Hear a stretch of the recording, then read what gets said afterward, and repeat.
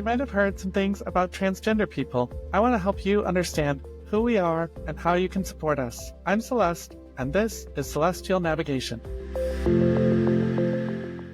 All right, how are we doing, Billy? Doing well. All right, what do we actually know about transition regret and detransitioning? Dr. Preston Sprinkle interviewed Dr. Eddy, and they asked that question, and we had thoughts, I think. We had opinions, we had reactions. No, it was funny. Like I remember the day it came out, I refreshed my podcast feed, and I was like, oh, they got a new podcast, and I saw what it was, and I just remember I was on my way to a training, and I know I was going to be in class all day, and I was like, oh crap. Yeah, this is a thing that I'm going to have to comment on. I have to listen. Like, oh gosh. Yeah. And I saw your tweet about it and immediately went and checked to see, oh, what did he do this time? And saw the title, and I was like, okay, I'm going to listen to this right now. So, for context, for people watching, you have been working on a project that this is related to. Do you want to talk a little bit about that? This is like a project I've been working on for a while now, ever since Preston Sprinkle's book about trans people kind of came across my radar. I've been working on a very slow, because I'm trying to go be thorough and like careful with it.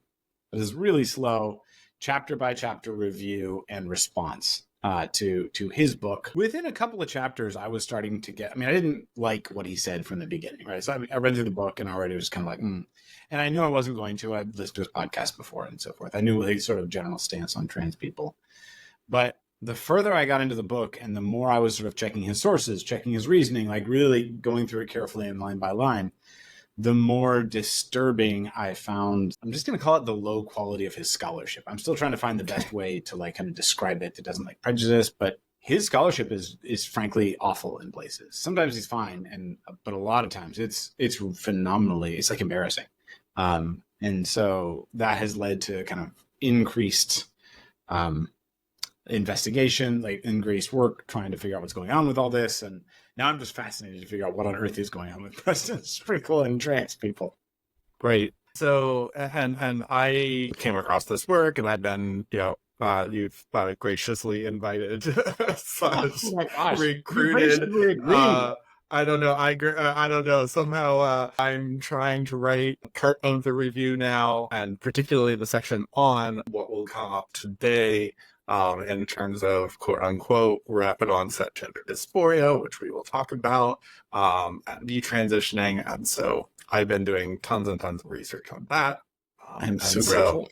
Yes. And it's been interesting because I agree. One of the first things that jumped out at me when I started doing research was just how often he says something that his own footnotes seems to refute, or at least don't support. Right. There's one place where he quotes, this is recommended for many people, and then he just in his analysis of it just pretends the word many meant all. And it's that's not what that meant. Yeah. So anyway, it's been a fascinating project, like you said, and unfortunately an important one too. I remember last summer I was just looking at, I think, Austin Hartkey probably has the most reviewed book by a trans Christian.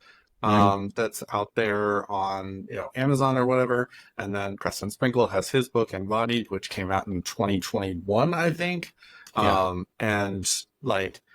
Austin Hartkey's book came out 2 years earlier, I think, and Sprinkle's book has twice as many reviews, both on Amazon and on Goodreads. And it's so this is the book, this is the guy that evangelicals are listening to. Which is just kind of heartbreaking to me when they could be listening to actual trans Christians. Yeah, I know, right? I would say at this point it's about once every couple of weeks. I hang out a lot in the new evangelical spaces, but usually it's there. Sometimes other places that once every couple of weeks I'll get somebody saying, "Hey, I'm trans, and somebody gave this book to my family. How should I feel about that?" And I have to say, this is going to be rough. Fortunately, this is why I started working on the review, because I kind of anticipated this. I knew he was already sort of popular in this, it's the section of Christianity that wants to be kind of nice to queer people without affirming queer people.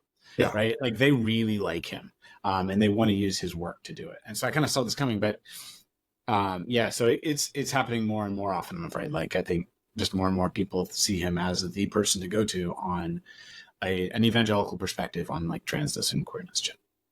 Yeah, absolutely right. So we're going to jump into this podcast, and I just realized that we didn't even say our names, so we should probably do that. Professional here. So I am Celeste Irwin. I am a Christian trans woman, and I do lots of Twitter stuff, and I write on Substack, and we'll cover socials at the end. But For sure. And then you are. I'm Billie Hoard. I am also a Christian trans woman. Oh my gosh, there are so many podcasts that need at least one of us, and here's both of us right here. Anyway, Right. I'm also a Christian trans woman. There are more of us out there. People There we have trans women on your podcast. Come on. Yes. Returning my intro. I'm also a That's Christian trans woman. I'm a blogger. I'm a writer. I'm in the process of writing a book, and I'm also a high school teacher. There you go. Yes. And Billie is a dear friend, and I'm excited mostly just to chat with her about this podcast. It's going to be amazing. So, then yes, I honestly thought a good name for this, I don't know, channel, series, podcast, or something might just be like Real Live Trans Women or something. Our actual voices. Right, because I frequently will talk with some evangelical pastor on Twitter, or I'll send them an email and be like, if you ever want to talk to a real live trans person about these issues that you're talking about, I'm here. You could actually talk to one of us instead of hearing about us third hand. Oh my gosh. All right, cool. Let's dive in. Hey friends, welcome back to another episode of Theology in the Raw. My guest today is my very good friend, Dr. Paul Eddy, who is a professor of biblical theological studies at Bethel University. He's also part of the executive team at Woodland Hills Church, alongside his good friend, Greg Boyd.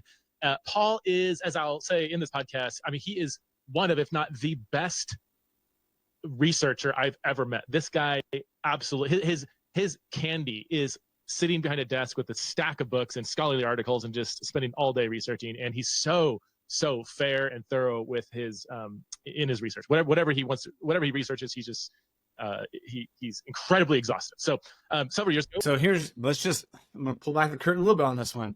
It's really interesting to me that Sprinkle is introducing Eddy as his thing is that he's really good at research.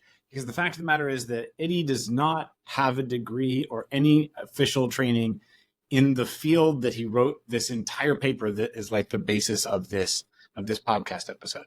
He's not trained as a sociologist. He's not trained as a psychologist. He's not trained in any kind of medical field. And he's not trained as a statistician or a professional researcher in that front. He's done research and it's fine, whatever. Again, this is not saying that the average person can't go out and start reading papers and do the work to understand them. But it is interesting to me that Sprinkle's sort of having to try to build up this, this is a dude who's just a born researcher as his credential for this. Because, and the thing is I do actually teach AP research. And there's lots of different kinds of research and it requires lots of different skills. It's done in lots of different ways. The criteria, what we call the criteria for knowledge, is different in different domains and skills and classes. So the fact that all of this is actually somewhat cross-curricular for Eddy is something that if I was going to be doing really good scholarship, I would at least foreground in the front of this presentation, be okay, so we need to be clear that this is not his training and background field, but we think he's really good at research. He's done a lot of this, and so we brought him on to do this one project. And I think in that spirit, neither of us has an advanced degree in gender or endocrinology or psychology or anything like that. However, unlike the two people who are going to be talking, we are at least transgender, and so we have at least some personal experience with this. We're not writing lengthy papers on other people's experience with no degree, no formal training, etc. Dr. Paul Eddy has a degree, I believe, in biblical theology. He is a professor at Bethel University in Minnesota, and then Sprinkle's degree is in, do you remember? Either biblical or theology. Yeah, so neither of them has any particular training in this, but they're going to talk about it. Anyway, I'll also come back to the fact later that they keep us talk about Eddy being fair. We commissioned Paul to be kind of a part-time research associate, and we gave him a couple projects to research. And the one that we're going to talk about in this podcast is a research project that he published titled Rethinking Transition on the History, Experience, and Current Research Regarding Gender Transition, Transition, Regret, and Detransition. That's a very long subtitle. This is a 250-page research paper with over 1,000 footnotes, typical Paul Eddy, on a very controversial topic, the phenomenon of... But before we say that, just again, to your point, they hired a professor who has no training in this. Why not minimally also hire a Christian trans person to join on this or something like that? This doesn't make sense to me. It's bizarre. I think it's also worth keeping it, like, just in the back of our heads as we watch through this, that they paid Eddy to do this study, and they have an established position vis-a-vis trans people. They are going to make a lot of hay out of potential, like, motivated research that they think other people might be doing. And so it's worth noting that they also have a motivation to reach a particular set of conclusions. Right. Yeah, they would have hired Eddy actually a little after Sprinkle's book came out. So Sprinkle was already on record with lots of opinions about detransition and gender dysphoria and things like that. And then they went and hired somebody to write a report. And I could imagine that both the hiring there is motivated to find somebody who agrees, and also then, like you said, the actual research that happens after that is also motivated to come to agreement. Yeah. Transition regret, and that's what we talk about in this podcast. We basically go through what he found in this massive study. Just to give you a warning up front, everything in this topic is very controversial. We understand that. We try to be thorough and fair and gracious with how we're even talking about something that's very, very personal and very, very significant and very debated. So, and there I'm just going to call out, to my knowledge, Sprinkle has never actually interviewed a transgender person. He has talked to Abigail Favale. He's talked to, he's talking to Paul Eddy here. He talked to the journalist who was behind the quote unquote WPATH files a month or two ago. He has platformed many people who are very critical of transgender people. And gender transition. So I gotta correct that a little bit. He has talked to trans people on his podcast. What he has not done is talk to any trans people who disagree with him about the topic he is presenting on at that time. So, like, he's found trans people that will support, like, AGP, right? Like, organophilic people, right? So he'll find like a trans person who is like a straight trans woman who wants to do all those other fake trans people are making me look bad because I'm a good straight trans person, right? So he finds what I always think of as like the fringe. What he has never done is interviewed anybody who represents what was just mainstream Christian trans positions, right? Like he's never found a trans person who's like, I'm transitioned. I think that was great. I think God affirms transition, and I kind of sit with the theological and social mainstream of like the trans community in all my positions. He only ever interviews these like very sort of fringe folk who support pieces of his overall view. Yeah, that makes sense. We also, just to give you a heads up too, this whole conversation was not discussing the ethics of transitioning. We don't raise that question. We've talked about this elsewhere. I've written on it in my book, Embodied. And for this episode, all we are focusing on is what do the studies show? There's been several studies done on the percentage of transition regret that exists among people who identify or identified as trans at one point. So that's our focus, is just looking at the studies.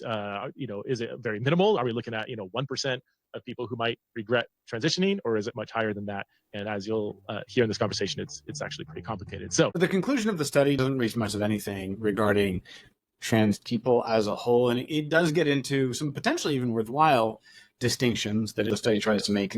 But I actually, the majority of the conclusion is focused only on not detransition as a whole. It's focused on desistance from in childhood, gender diverse people. It's interesting that like he kind of starts off the podcast saying like we're going to talk about trans people very generally, and we're going to talk about transition, and we're going to talk about detransition, and we're going to talk about regret rates.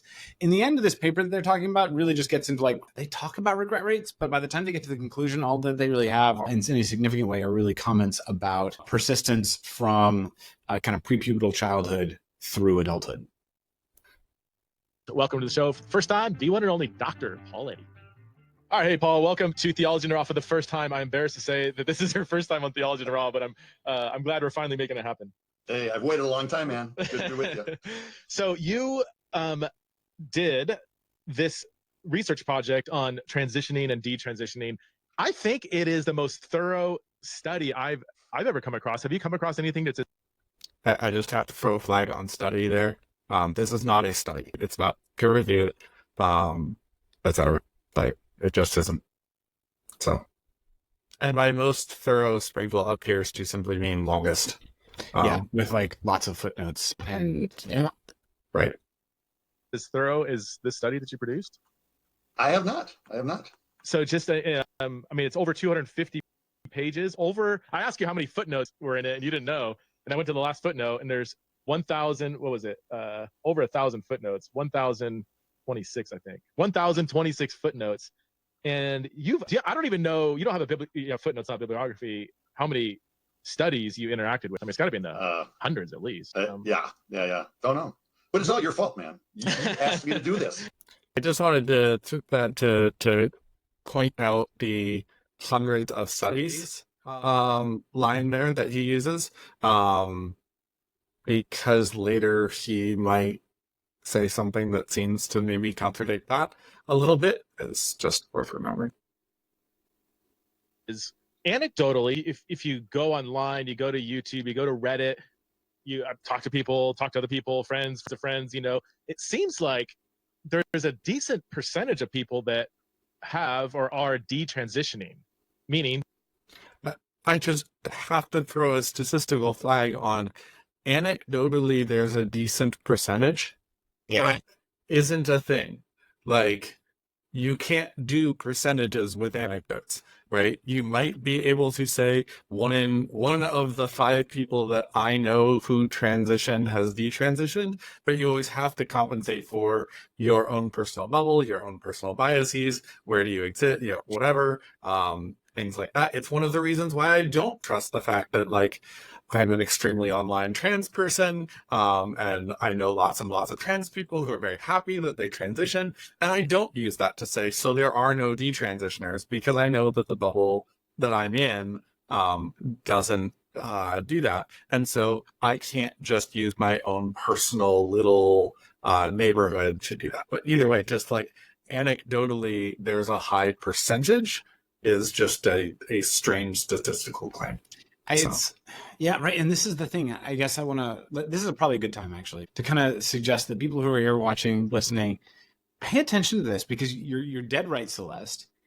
And this is kind of typical of Sprinkle in my experience, in that, right? Like, and I really don't have, like, I've been working for years and I still don't have a perfect, like, defensible operating theory of Sprinkle and like what he's doing. But this is something he does a lot, is where he says something like, he opens up, he says anecdotally, right? So that's not a proper, like, he's saying like, okay, so this, take this for what it's worth. This is not reviewed. This is not justified. This is my experience, right? So, but then somewhere along the way, he starts talking about his experience, his anecdotal experience. And then by the end of the sentence, end of the paragraph, he is talking as though he didn't say anecdotally at the beginning. He's talking as though he promised to give you good, reliable, justified, scientifically or whatever, justified information, right? And he doesn't kind of acknowledge that he's making this shift. So again, I'm not going to accuse him of being like dishonest. That could just be a habit. My brother and I sometimes talk about the fact that, like, as sort of people living in this era, we have a tendency to want to dress our assertions up in sciencey sounding language, because we're all trained to treat science as the most definite form of, like, kind of knowledge. And so it might just be kind of a bad habit on his part. It is sloppy from a scholar to be making those transitions on the regular. And I'm going to note that it has the effect of making him sound more certain than he is technically saying he is of the stuff he said. Yeah, absolutely. And I've seen exactly the same in his book. And I'll even like grant, if you bet one trans person, you bet one trans person, which of course I agree with. I know you and I try very hard when we're talking about trans people is to be like, anytime it's about our own personal experience, it's like, this is my experience, right? And if you talk to another trans person and they have a different experience, that's okay and good, actually, right? Like, but please don't expect us all to have the same experience. Just like cisgender people don't all have the same experience, right? Like, it's okay. But yeah, absolutely, he will do that.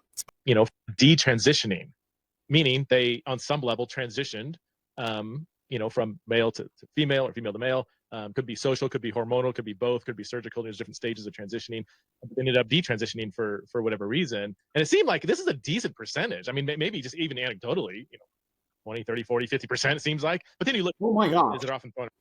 That is an insane number. Anecdotally, here's some numbers.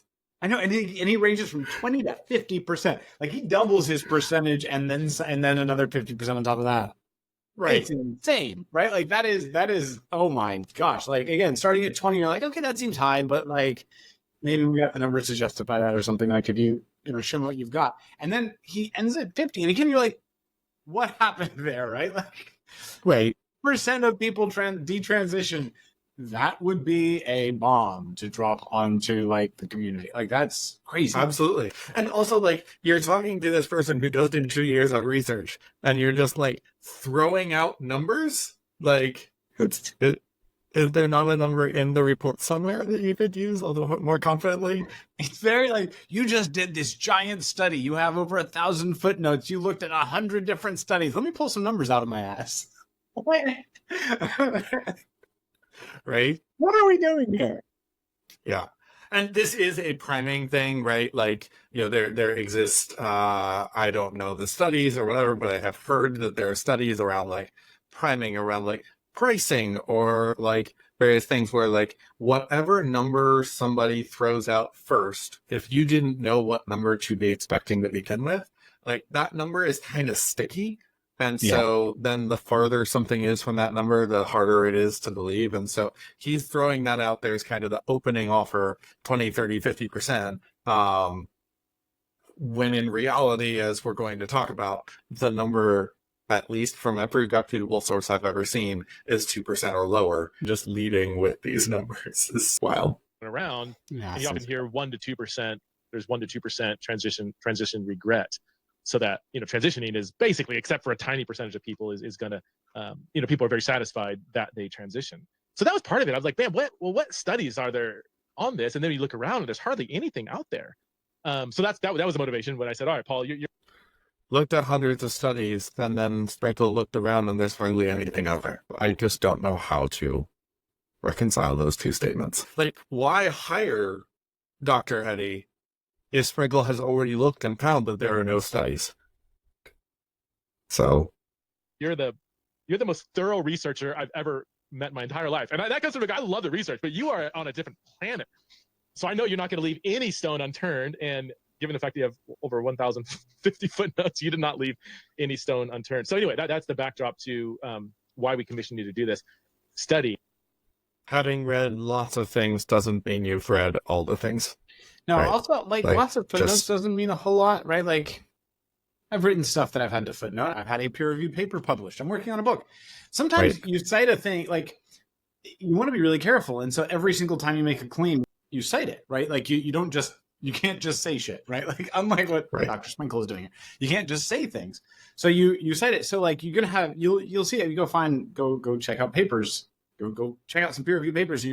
You'll often see this like string of footnotes that are just like IBID and then like more pages from the exact same study, right? Like, so you get like 10 footnotes out of a single paper that you're citing, and you're doing it right. There's nothing wrong with doing that. Right. And to be fair, I have not gone over all the footnotes. He's going to say at the end, like, read the conclusions. I did. But yeah, again, like, quantity is not always quality. Right. Tell us, why don't we start here? When did you first become interested in the broader trans conversation, and what was maybe your motivation for that? Yeah. I don't think I ever told you this, but you played a role in it, and before I knew you, right? Huh. So I was a historical Jesus scholar minding my own business in the ancient world, right? And then I'm also a pastor at a church here in the Twin Cities, and some questions on the pastoral side of my life began to be raised. This was 2008, 9, 10, just about the stuff that's going on in the church in terms of sexuality and how do we respond. And one of my colleagues and good friends at Bethel, Jim Bilby, and I have been doing a series of books by that point on multi-views, right? Like take a controversial issue, get some people together who disagree, demand lovingly that they have a loving conversation so we can show that the church can handle disagreements in a Jesus-like way. And we had done, a bunch of theological topics, atonement, foreknowledge, all that stuff. But we were deciding what should we do with the next book. And I've been having these sexuality issues come up at our church. And I remember that you had pretty recently edited the two views on homosexuality. And Jim and I were talking about that and saying, gosh, what else would be helpful to talk about in terms of debate around sexuality stuff in the church today? And it was the same year, it was 2015, we were having this conversation when Caitlyn Jenner's famous interview with Barbara Walters. So it's like, wow, this trans thing might heat up. And it did. And so we decided to do a book. I have a reaction every time somebody is like, this trans thing, if you substitute any other group of people, that this black thing was going to be an issue for the church. Right? No, don't say that. Right? Like that's a problematic statement. It really is. We are not. And kind of shows that they see it more about an issue and a thing to debate rather than Sprinkle's own title, People to Be Loved. 4 views on understanding transgender identity that came out in 2019. Actually, that book is how we connected. I think you dropped me an email about it, and our friendship came out of that. So that's where I started. He did, just for anybody watching who isn't clear about this, that he just made a subtle shift here from saying we were looking for more topics about sexuality and ended up doing this book about transgender issues. Trans isn't sexuality. Transgender is a gender identity thing. Sexuality and gender are different. I happen to be a transgender lesbian. I know transgender straight people. They're orthogonal things that frequently get conflated for all kinds of reasons, but just so people understand that they are different. Also interesting here, to your earlier point of bias and motivation and things like here, Eddy is saying his introduction to this topic was Sprinkle, right? So that is where he started on this topic long ago. So it's just another topic to help Christians learn to disagree well together. I had no idea it would become my dominant area of writing and research for the next number of years. It really has. I mean, since that book, a good chunk of your research time has been devoted to this topic, right? Oh, I've read that book, and it's a really strange book for me. And so I want to say a positive thing about Eddy here as the person who is the editor behind those books, like the kind of reviews books. I actually really like the structure they use for them if you're going to do the thing they did, right? So the way they put it together is you have a major essay from a person that sort of represents each view, and then the people who represent the other views all get a chance to write these short essays responding to that essay and critiquing it or praising it or whatever. And then you kind of have the next one, right? So again, with the kind of very legit caveat you raised earlier about we're people, we're not an issue. And the book does kind of treat us a bit like an issue, especially in places. And the fact of the book kind of does that. But as if you bracket that, it's not a badly done book. They actually ended up choosing Owen Strachan as the trans people are bad view, right? Mark in Our House with Julia Sadusky is the trans people suffer from gender dysphoria, and that's a real thing, and it's very debilitating. And so some of them should maybe be allowed to transition, but we're not going to tell you about theology of it. That kind of view is sort of the squishy center. And then they have Megan DeFranza, who is a scholar of gender in as far as she has done her doctoral thesis, and then the book she published are on intersex people and the theology around them. It's a phenomenal book. It's one of my go-to recommendations. Megan DeFranza, I just think she's awesome. I love her. Okay. And then the very, very pro-trans view is by Dr. Justin Sabiatanis, who is a transgender scholar. He's a trans man, and he is a biblical scholar, and he's phenomenal. So those are kind of their 4 views. And it's not a bad book. It's weird to me that anybody would read that book and come away not being pro-trans, because to my mind, DeFranza and Sabiatanis just destroy the other positions in terms of the quality of argument they make. And again, I'm reading that from my perspective, but there you go. You graciously invited me to come on as a research associate at the center and to work on this issue. That became from 2018 to 2022 when I finished this study. 4 straight years. That's all I did. Yeah. We did the desistance study for that, which is posted on your site. So yeah, it really became all of my spare time. And since I have no hobbies, this is what I do. And you are. So you're the most thorough researcher I've ever met. Like, you will look at all sides, and you're so incredibly fair. Like, of anybody who doesn't, we all have biases. We all have stuff that we want evidence to say this, like that's always underneath our skin, but you seem to be almost immune to that. Like, you are so. So that part right there, that's not a thing. That doesn't exist. There is no such thing as somebody who comes to something without biases. Biases are just a way of reckoning with the position that we come from, our histories, our knowledge, our, who we know, where we grew up, what books we've been exposed to, our previous knowledge, etc. It's not some sort of like you have a circuit in your brain that was pre-wired to hate or love trans people or something like. That's not what we're saying. We're saying you come to it with existing views and existing reactions and things like that. Very of the moment. You did not fall out of a coconut tree. Well, and so like the idea that somebody could not have biases, could not have your big thing is talking about disgust and I know people talking about fear or just unfamiliarity or anxiety or things like that around things or people or issues that you don't have a lot of context for, right? And I would think like many of the things that trans women do as part of our transition are horrifying to many cisgender men. They're just like, why would you ever do that? And I get that. I understand that reaction. And what they need to understand is that I have the same reaction to them not transitioning. And those are biases, right? Like, I don't particularly love testosterone. I think it's the worst. I'm told that there are people who think testosterone is great and that they enjoy having it. If you're into it, not gonna, far be it from me to tell somebody how to run their life, right? But just this whole thing of like you're practically immune to bias. That just doesn't exist, and it's again to me underlies like this is not a conversation that's being had with strong intellectual rigor, right? Because nobody who's approaching this with strong intellectual rigor would say that. Right? They would, in fact, lead with, here's who we are, here's our experience, here's, what we're bringing into this conversation ourselves.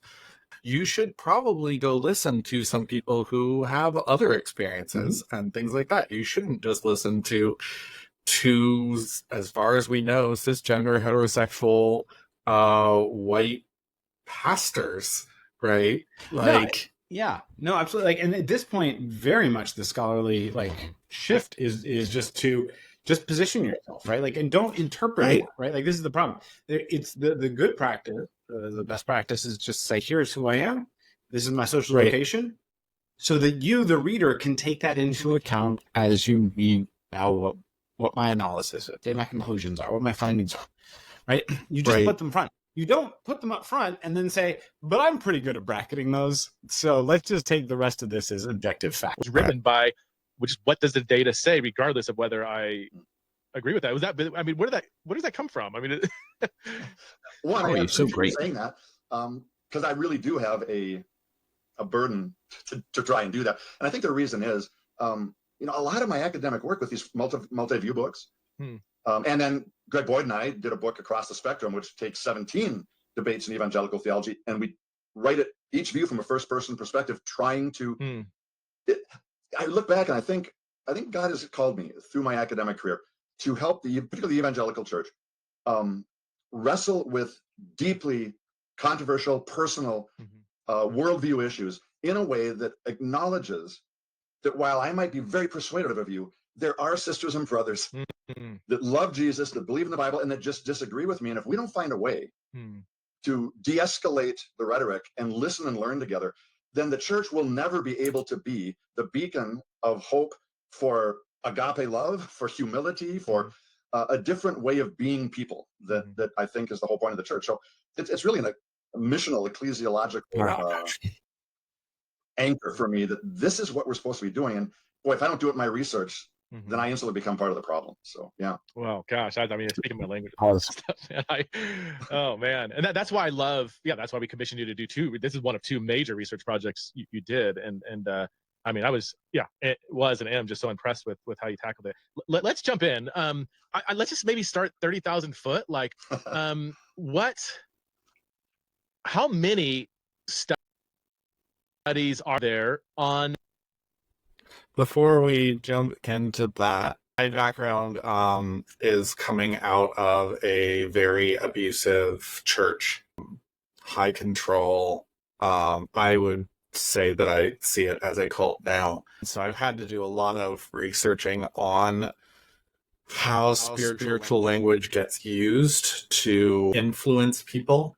And so then leading this conversation with Dr. Eddy saying, God has called me to this work. And, that's what's driving this, is I'm doing this because God wants me to. And then Sprinkle agreeing with that is a huge red flag to me.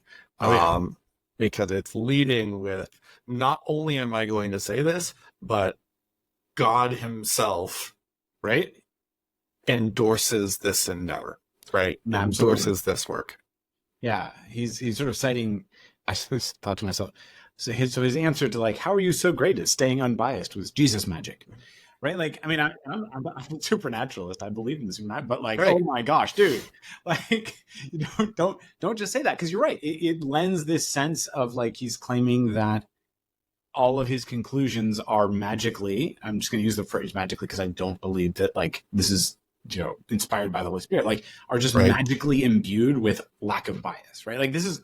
Right. And therefore you should accept them, right? Because we tend to have this sloppy equivalence of something like objectivity with with like correctness or truth, truth value. And it's, the whole thing is, it's really a mistake. I had somebody last week tell me, oh, I think Sprinkle's great. He's so loving and kind, even with people he disagrees with. I'm like, loving and kind starts with being truthful. Yeah. Right. And so, and to the extent that they are inaccurate and spreading things and then saying that God is behind them, and endorsing them, right. That's not, I do not feel loved. And I do not feel treated kindly, when people do that, on training. No, absolutely. I would say like Sprinkle's, one of his greatest strengths is coming across as a person who is polite and chill. And then a second strength is interpreting and suggesting that being polite and chill is equivalent to being kind, and to actually building bridges. And those are not the same thing. And by conflating them, he actually is doing a lot of harm. That's it for this episode. Next episode, we'll start in on what Dr. Eddy says he found in his research. I'd like to extend a huge thank you to my friend Billie for joining. You'll find Billie's socials and my own, as well as related resources, in the show notes. Thank you for listening.